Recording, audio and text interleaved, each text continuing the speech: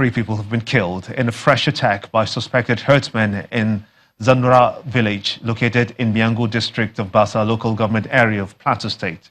Spokesperson of the Plateau State Police Command, Matthias Yopev, told Channels Television that the attackers stormed the village yesterday night, killing 3 residents. He adds that security has been reinforced in the affected area to stop further attacks or any form of reprisal.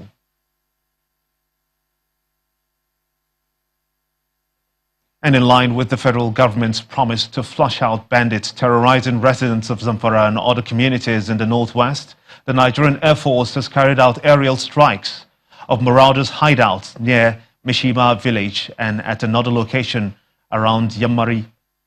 In a statement, the spokesperson of the Nigerian Air Force, Ibikunle Daramola, explained that ground troops who were on clearance operations near Mishima came in contact with a group of armed bandits and requested for air support.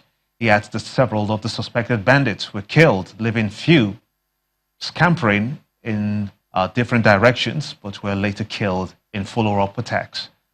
Also, the Nigerian Air Force under Operation Lafia Dole has conducted what it describes as a successful attack on a Boko Haram terrorist hideout in Damba Mazara in Borno State. The operation followed intelligence which indicated that remnants of the insurgents on the Lake Chad Island were hiding in settlements at the southern part of the lake. Well, according to the Air Force, 2 of the green-roofed buildings within Daban Mazara were identified as Boko Haram meeting points and were destroyed.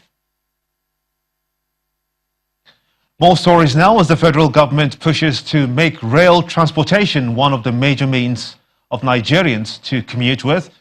The first phase of the Abuja light rail is already enjoying patronage from Abuja residents. The 45.25 kilometer standard gauge rail line, commissioned by President Muhammadu Buhari last month, runs from Nnamdi Azikiwe International Airport to the Abuja Metro Station, the first of its kind in West Africa. In the special report, our correspondent Terry Kumi takes us through its operations. A normal taxi from the city center to the airport costs anywhere from 2,500 naira, with an estimated time of arrival of, say, 30-45 minutes. The Abuja Light Rail, however, has an estimated time of arrival of just 16 minutes and will definitely cost way below the 2,500 naira for an airport cab. But just how convenient is it? The process is quite simple. Buy your tickets, wait for your train, check in, enter, arrive at your destination, and check out. The cost of the fare is yet to be known, as passengers are still enjoying the 1-month free ride, which expires on the 15th of August. We need to move fast. We embark on an inspection tour of the facilities with the Minister of Information, accompanied by the FCT Transport Secretary.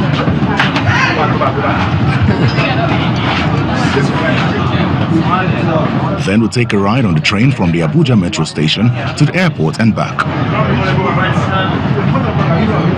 A ride in the train presents commuters with an amazing view of the Federal Capital Territory.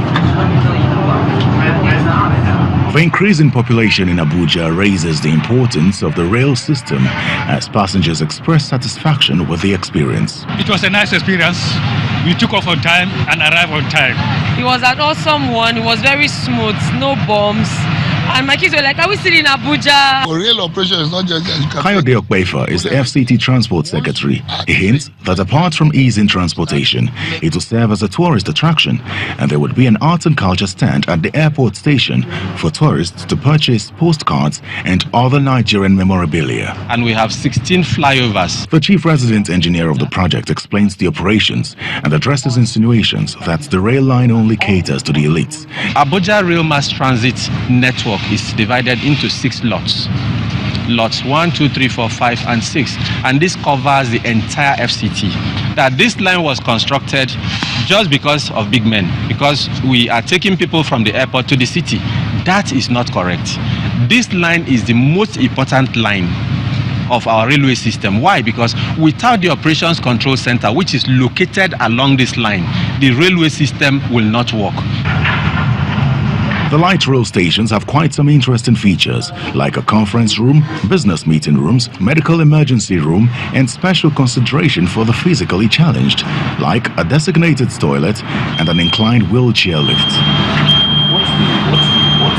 The staff of the Abuja metro station who controls passenger traffic tells me that an estimated 400 people use the train every day and that the most pressing complaint from passengers is the stress in climbing so many stairs, but explains that plans to install an escalator are underway. The Abuja Light Rail project was awarded in 2007 and work started in 2009. As explained by the Minister of Information. The important thing is the political will of this administration to continue with what we met on ground. Every commissioning we are doing today are projects that were started before us. I can see they have. But just how long before the next phase of the project is completed and the next set of trains arrive? Between now and the next first 15 months, you will have seen some of the coaches arrive. Just as we have proved that in 18 months, our engineers, our lawyers, our administrators can complete this project. Beyond being a tourist attraction, its convenience, reduction in traffic congestion and commute time, the Abuja Light Rail project is expected to create massive employment for Nigerians. We're here in the region of 10,000. Terry Ikumi, Channels Television News. To the health sector, the federal government wants indigenous pharmacologists to exploit Nigeria's rich herbal resources and tap into the nation's fast-growing Trado healthcare market. The Minister of Science and Technology, Ogbonnaya Onu, made the appeal during a meeting with a delegation from the Raw Material and Research Development Council in Abuja. He believes that such intervention will reduce importation of herbal medicines. So this is a very welcome development. We must tap into the $100 billion market. It's very important that Nigeria taps into it because presently there are so many Nigerians patronizing herbs, from other countries. We should be able to use our own herbs. We should be able to export, some to other countries, then generate revenue for the nation. And by doing this, we'll be creating jobs, which is really very important to us.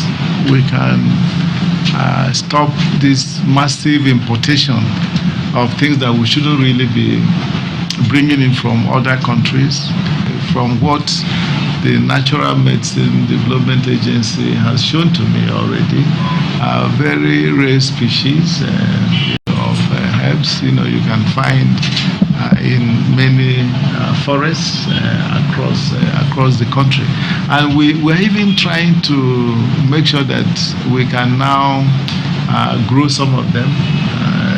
That we find just isolated in specific areas, but can be very useful, exceptionally useful, particularly in the pharmaceutical industry.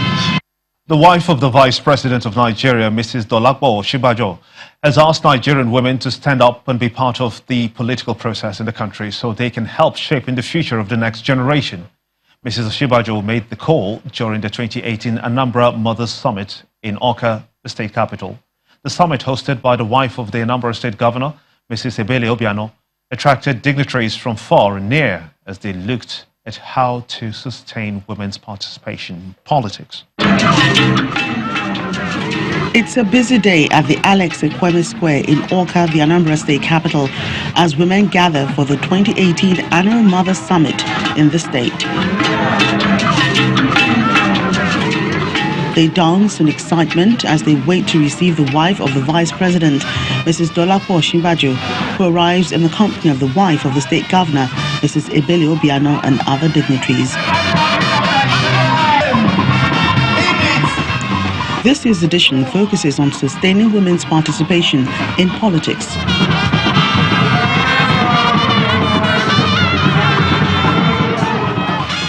The wives of the Delta and Enugu state governors speak with open minds, tasking the women on how their support for the society they live can effect change. Love your fellow women. And for us women that are coming out to be voted for, humble yourselves. Let us stop Down syndrome. Let us come out en masse to support women. For the Minister of Women Affairs, it's imperative that women believe in themselves and in one another. We must first believe in ourselves and in each other before we now say the men are oppressing us. Men are not oppressing us. We are not helping ourselves. The host, Mrs. Ebele Obiano, shares some of these views. There are a lot of potentials bottled up in the women. Once you give them the chance, once you give them the opening to begin to project and portray and showcase whatever is in them, they will do wonders. They will turn the world around. The wife of the Vice President takes to the stage as she commends the women for their dedication, but charges them to do more. The time has come for us to arise. The time has come for us to find not only faithful women, but also faithful men. The time has come for us to find those ones that will say it and do it. The summit was rounded off with over 50 women receiving empowerment equipment from the governor's wife, which the wife of the Vice President officially inaugurated.